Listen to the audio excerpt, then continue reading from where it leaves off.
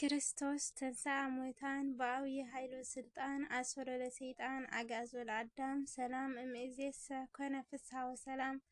ሰላም ለክሙ ክቡራን አሐትየ ወአኀውየ እፎ ሃለውክሙ ሰላም ንአኻትም ይኹን። ክቡራት ኣሕዋቴን ኣሓቴን ከመይኒኹም?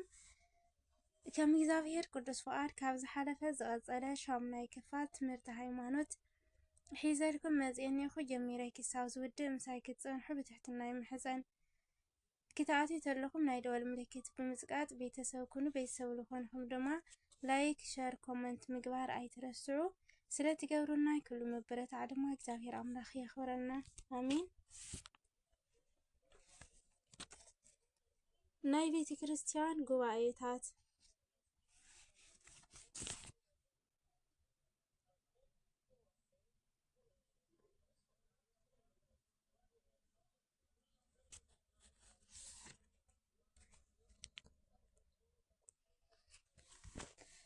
ቅድስት ቤተ ክርስቲያን ጌታና ኢየሱስ ክርስቶስ አምላኽ ወደ አምላኽ እዩ ኢላ ትምህር። ብስጋ ዝተገለጸ ቀዳማይ ቃል ብፍቃዱ በአቦኡ ፍቃድን በመንፈስ ቅዱስ ፍቃድን ስጋ ለቢሱ ሰብ ኮነ። መለኮት ምስ ስጋ ተዋሃደ። እቲ መለኮታዊ ባህሪኡ ምስ ሰብአዊ ባህሪኡ ዝተዋሃደ ግና ከይተሓዋወሰን ከይተደባለቀን ከይተለወጠን ከይተጸባበረን አንደበት ክገልጾ ብዘይኽእል ዘይምርመር ግብረ አምላኽን ፍጹም ረቂቕ መለኮታዊ ጥበብን እዩ። ብዛዕባ እዚ ሐዋርያ ቅዱስ ጳውሎስ ከምዚ ኢሉ ኣሎ። ብሓቂ እቲ ምስጢር አምላኽ ዓብዪ እዩ። ንሱ እቲ ብስጋ ዝተገለጸ ብመንፈስ ጸደቐ፣ ንመላእኽቲ ተረአየ፣ ኣብ አሕዛብ ተሰበኸ፣ ኣብ ዓለም ተኣመነ፣ ብኽብሪ ንባህሪ አምላኽነቱ ብዝግባእ ክብሪ ዓረገ ዝብል ምስጢር ሃይማኖት ብርግጽ ዓብዪ እዩ።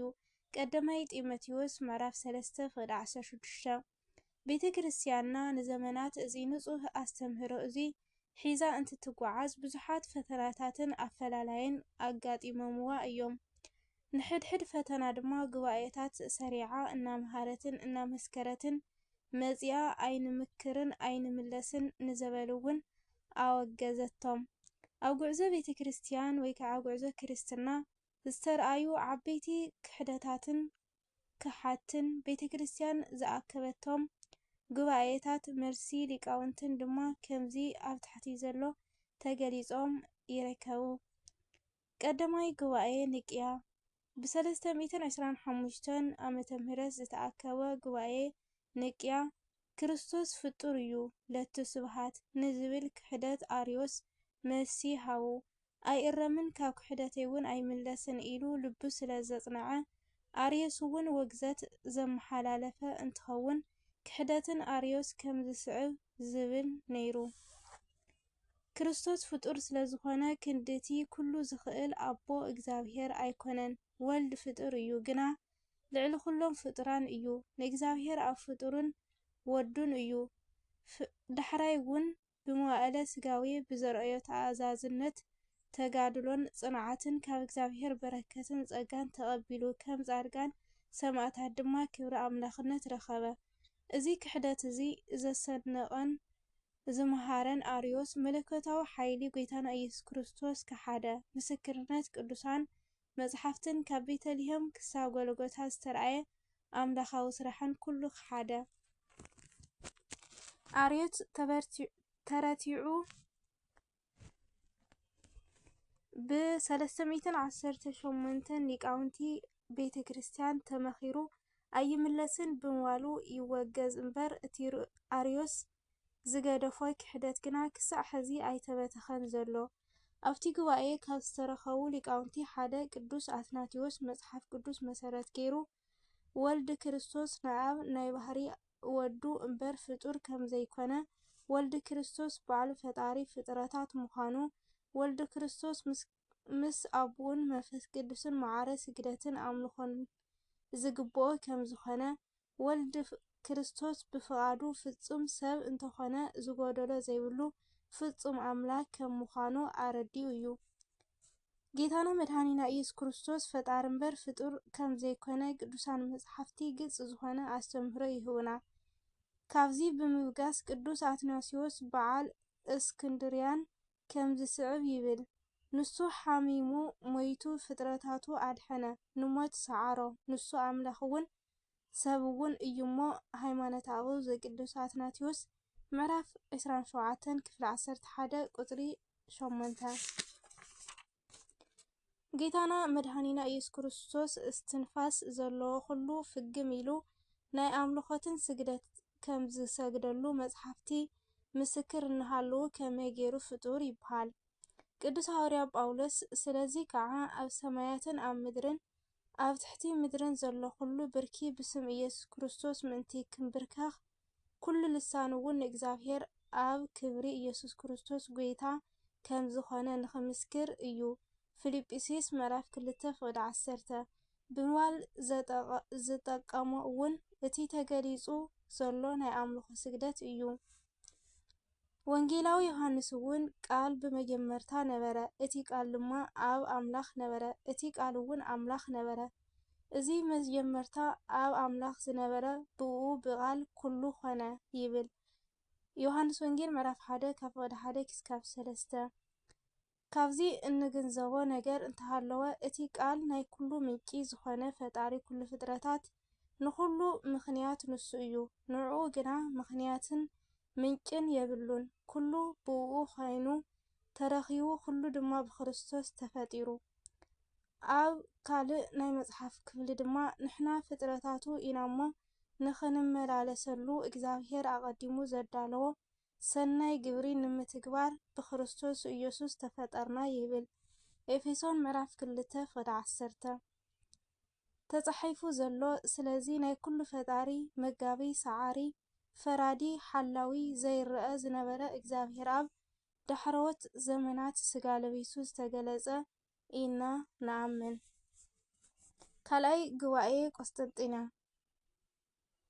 ጉባኤ ቆስጠንጢንያ ብ381 ዓመተ ምህረት ዝተኣከበ ብ150 ሊቃውንቲ ዝተረኸብሉ ዓብይ ጉባኤ እንትኸውን መእከቢ ዕላማ ድማ መንፈስ ቅዱስ ህጹጽ ጎደሎ እዩ ዝብል ንመንፈስ ቅዱስ በአምላኽነቱ ካብ አብን ወልድን ዘንእስ ናይ መቅዶንዮስ ትምህርቲ ክሕደት እዩ።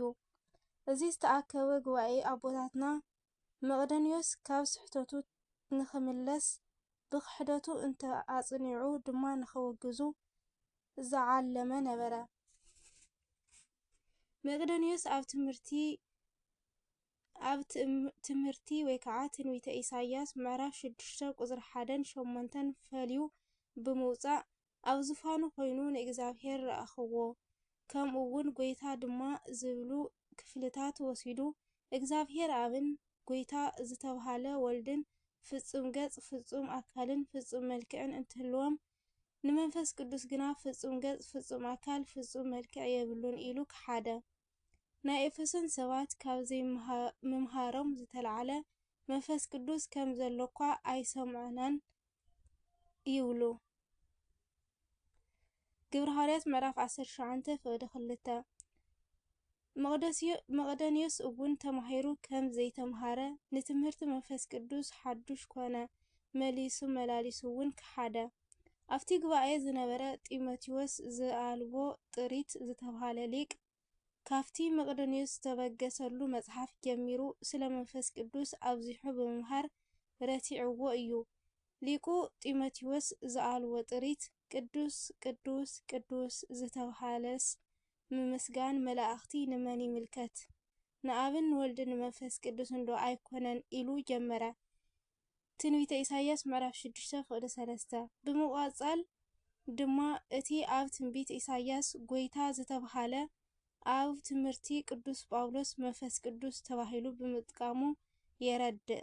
ኣብ መጽሓፍ ግብረ ሐዋርያት እውን መንፈስ ቅዱስ ብነቢ ኢሳይያስ ነቦታትኩም ጽቡቕ ተዛረቦም ከምዚ ኢሉ ናብዚ ህዝቢ እዚ ኪድሞ ንገሮም በእዛኖም ከይሰምዑ በዒንቶም ከይርእዩ እዛኖም ኣዕወሩ ኣዒንቶም ዓመቱ ብልቦም ከየስተውዕሉ ከይምለሱ ኣነ እውን ከይሕውዮምሲ ልቢ እዚ ህዝቢ እዚ ረጒድ እዩ እሞ ምስማዓት ትሰምዑ ግና ኣይተስተውዕልን ምርኣይ እውን ትርእዩ ግና ኣይትጥምቱን ኢኹም እምበኣርስ እዚ ምድሓን ኣምላኽ ንኣህዛብ ከም እተለኣኸ ኣባኻትኩም ፍሉጥ ይኹን።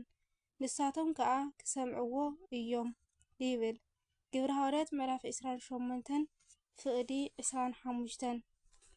ቅዱስ ጎርጎርዮስ እውን ብዛዕባ እቲ ፍቓድን ስልጣንን ስሉስ ቅዱስ ወአዲ ንለቡ ሰለስተ አካላተ በብህላዊሆሙ ወአልቦ አካል ውፁእ እምህላዌ መለኮት ወአልቦ ህጹጽ ውስተ አካላት በስብሃት ዘኢይትረከብ አላ አሃዱ ስልጣን ወአሃዱ ስምረት ዘስሉስ ቅዱስ ሃይማኖተ አበው ዘቅዱስ ጎርጎርዮስ ነባቤ መለኮት ምዕራፍ 60 ክፍሊ 1 ቁጽሪ 5። ደጊምና ብስምን ብገጾምን ሰለስተ አካላት ንፈልጥ። ካብ ባህሪ መለኮት ዝተፈለየ አካል የለን። ኣብ አካላውን ብዘይምርመር ክብሪ አፈላላይ የለን። ናይ ሰለስቲኦም ስልጣን ናይ ሰለስቲኦም ፍቓድ ሓንቲ እዩ ይብል። ንመንፈስ እግዚአብሔር ዝምርምር መን እዩ? ኢሳይያስ ምዕራፍ 40 ፍቕዲ 13። ንሎሚ ነበረና 8ይ ክፋል ትምህርቲ ሃይማኖት ኣብዚ ተዛዚሙ ኣሎ። 9ይ ክፋል እስካብ ሒዝናልኩም ንመጽእ ብዘለኹምዎ ሰላም ኣምላኽ ይብዝሐልኩም። ወስብሐት ለእግዚአብሔር ወለወላዲቱ ድንግል ወለመስቀለ ክቡር አሜን።